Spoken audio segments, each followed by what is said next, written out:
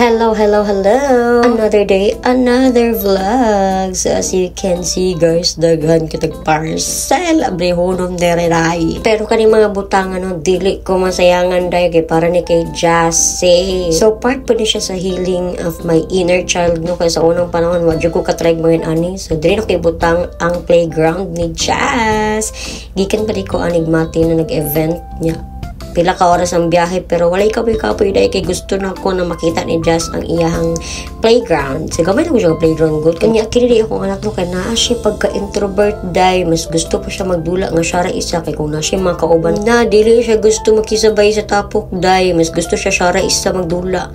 O diba makita niya si Jazz na siya sa bintana kay gusto siya mo apil og liok-liok na ko diri aday pero dili pwede ano ko siya. Dugot ko mahumanday. Kasi siya samok-samok. So, mura na po general cleaning dahil wala ko nabuhat o playground ni Jazz. O, di pa naglibog na ko kung asan ako ibut akong treadmill kay gusto kay mong balay dahil. Di po na ako siya ma-let go, no. Kaya may na lang po maka-exercise na diri sa balay. Yung kaning playpen ni Jazz, dugin na niyang playpen. Sa una pa mong to, karong di pa siya kabalong lakaw ba. Di wala niya nagamit. So, ako siya siyang itaguan. Then, karon nakahuna ko nga buhatan siya playground ba. Tagan siya katong mga kuan gani balls. Then mo siya ang tent ni Jazz. Then mo siya ang katong ingon ako nga mga balls. Ibutang na ko siya sa playpen ni Jazz. Kita mo na ko ni siya nga idea sa Gmall ba.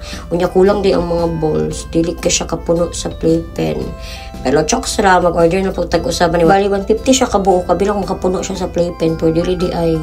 Kasi mga butang na nga magtuot nga mauna na siya pero dili di ay. So man siya ang kuan siya ang initial result muna na result ay wala tila ang dulaan ni Jazz. So mag-unpouch na punta og another parcel kani nga po nga parcel parang tani siya sa swimming pool ni Jazz kanang lagi maglangoy-langoy gi nga dulaan unya kay nagisi man ang iyang swimming pool so di na siya magamit dugay kinaabot nga parcel ay lagot kaayo nawa nang swimming pool ni Jazz karon pa naabot.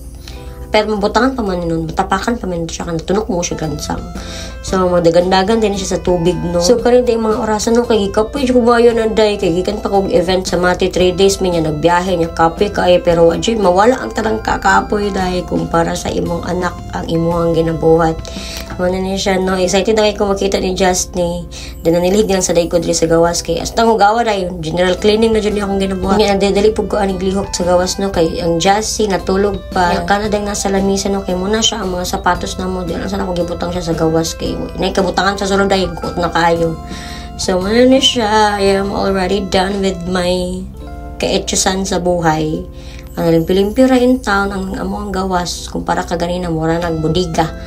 Ayan, gamay kayang slide mintag masulod na siya diha. Ang muna siya akong earring kaging yung kulungan nga nahiwi na kay lihok kaayo. Pag muna na siya happy kay siya sa iyang playhouse